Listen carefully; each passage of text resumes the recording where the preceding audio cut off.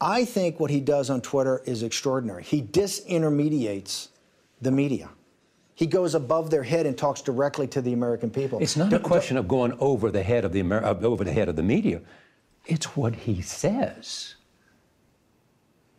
It's what he says. No, it's what he says that you deem that the mainstream media, the pearl-clutching mainstream media, the pearl-clutching mainstream media, what they deem is not correct. What they deem is not right. That's Steve Bannon, former senior counselor to the president. His first major interview since leaving the White House. That was with Charlie Rose on 60 Minutes. Joining us now to talk about the incredible comments made by Bannon is our friend Joel Pollak, who works with Breitbart.com, where Steve Bannon has returned. Joel, I remember you telling us once you worked in the same physical office as Bannon for years, working closely with him. What do you make of those comments in particular and the whole 60 Minutes interview? Well, I had to go to the dictionary to look up disintermediate. And I think it's a great word. It means to attempt to do away with intermediary entities between two primary market forces. In other words, to cut out the middleman. And that's from dictionary.com. And what Steve is explaining there is that Trump cuts out the middleman. Trump doesn't have to go through the mainstream media filter in order to reach the public. He can simply do so on his own through Twitter. That's so true, and I want to show you 3 more clips. To hear it expressed so clearly, so forcefully, and without blinking by Steve Bannon is really incredible. You get a feeling for why Trump's rise to power was completely baffling to the establishment class. I'll give Charlie Rose credit. The guy actually tries to listen to the other side, but he's still, 9 months after Trump's win, can't figure it out. He can't figure it out, can he? No, but he couldn't figure out Barack Obama either. Remember, there's this famous clip of Charlie Rose right before the election in 2008 saying, we really don't know who this guy is. So maybe it just takes the mainstream media a little longer. Yeah. Joel, I want to jump in. I want to show you 3 more excerpts from this Steve Bannon interview on 60 Minutes. I give Charlie Rose credit for letting Bannon answer and playing his answers out. It was really quite something. I can imagine it was a shock to the liberal viewership of CBS's 60 Minutes. I found it very encouraging and recharging. Here, let's take a couple more clips, and I'd love your reaction. Show the next one. Have you cleaned the swamp? Well, first off, okay, the swamp is 50 years in the making. Let's talk about the swamp. The swamp is a business model. It's a successful business model. It's a donor, consultant, K Street lobbyist, politician. 7 of the 9 biggest, most wealthiest counties in America ring Washington, D.C. What are you talking about when you talk about the swamp? You're talking about the lobbyists and the people. The permanent political class is represented by both parties. You're not going to drain that in 8 months. You're not going to drain it in 2 terms. This is going to take 10, 15, 20 years. There you have it, talking about the swamp, and he was very clear. He includes the Republican establishment in that too. Joel, what do you make of that comment? I think he's right on. I think he has pointed out the essential problem in American politics, which is that the system of government we have developed is somewhat different from the original design. And you have an industry in Washington, D.C. that produces outcomes that benefit its own members, its own shareholders, if you will, and needs to keep feeding itself to keep growing.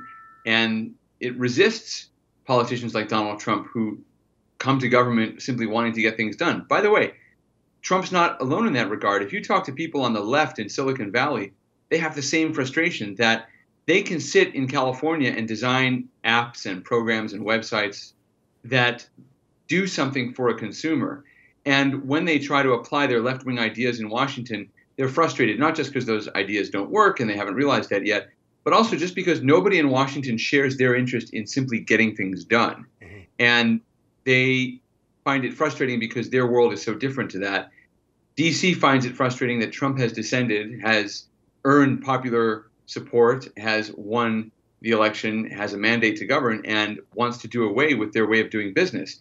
One way he's done that is by cutting regulations. Every new regulation creates a lobby for and against it.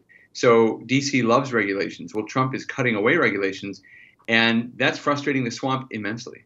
You know, a quick comment before we go to our next clip. I recall in the election about a year ago, people were looking at the disparity between how much money Hillary Clinton was spending, how many permanent staff her campaign had, how many pollsters, how many super PACs she had compared to Trump. And the numbers were so lopsided, and everyone was sort of snickering, ha ha, Donald Trump, you have no idea what you're doing. So that's part of the swamp too, not just the bureaucracies and the lobbyists, but the campaigners who hate the fact that Trump is his own power source. They don't need this retinue. I think that's part of it too. And a lot of Republicans hate the fact that Trump doesn't owe them anything for his win.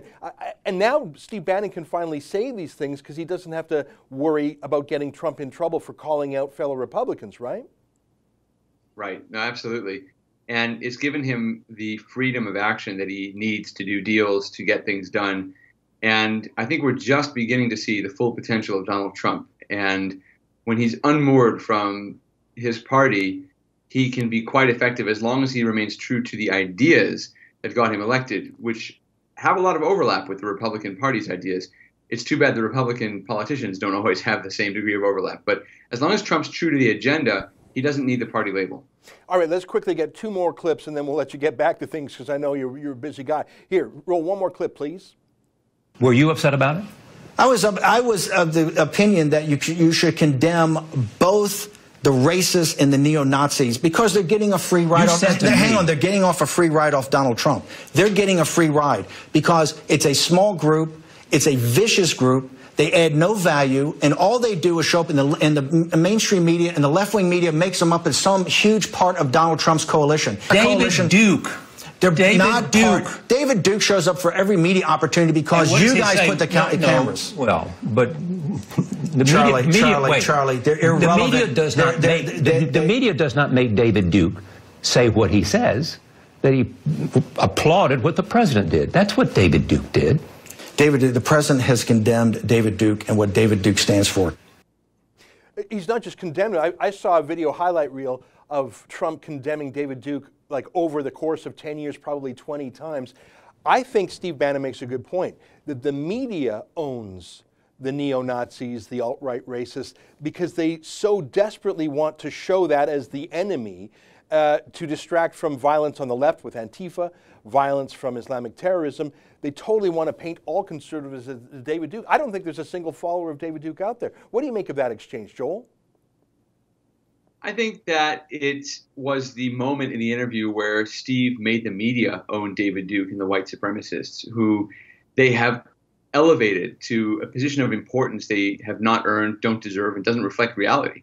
And I think you could almost see Charlie Rose taken aback by the suggestion that Duke exists because the cameras show up whenever he does.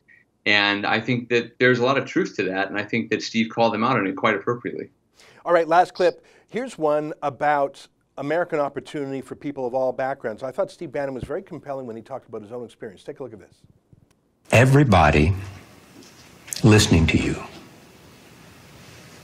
who talks about one of the great issues in American life today, which is the plight of the middle class.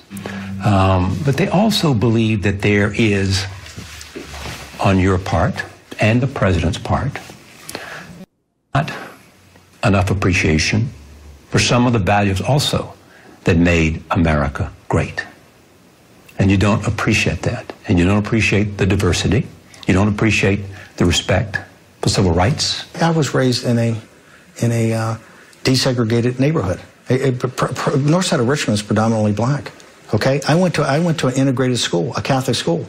I served in the military. I don't need to be lectured by a bunch of limousine liberals, okay, from the Upper East Side of New York and from the Hamptons, okay, about any of this. My lived experience is that. I think that's true, Joel, and I think the media doesn't hear that because they're so self-righteous, but they live in all-white gated communities. I got nothing against white folks. I'm just saying it's a bit rich for them to throw the accusation of racism when they're in, there's nothing whiter than a Bernie Sanders rally. Right. Well, there are two basic groups of Democrats. There is the coalition of minorities that Democrats have long represented. And then there's the liberal gentry who tend to be white and elite. And these two groups coexist in an uneasy relationship that is never really questioned by the Democratic Party. And it's one of the reasons you see the Democratic Party clustered around cities where the very richest and the very poorest live.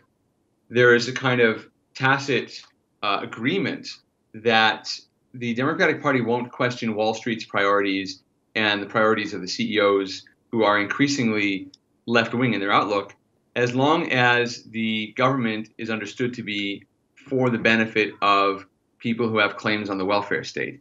And this is the bargain that they have, and it cuts out, talking about disintermediating, it cuts out the middle class, it cuts out the people the Democrats say they're fighting for, but the people who voted Republican in the last election, the people who start businesses, go to work, own homes, the people who have the most at stake in the American idea. That's right now who Donald Trump's base is.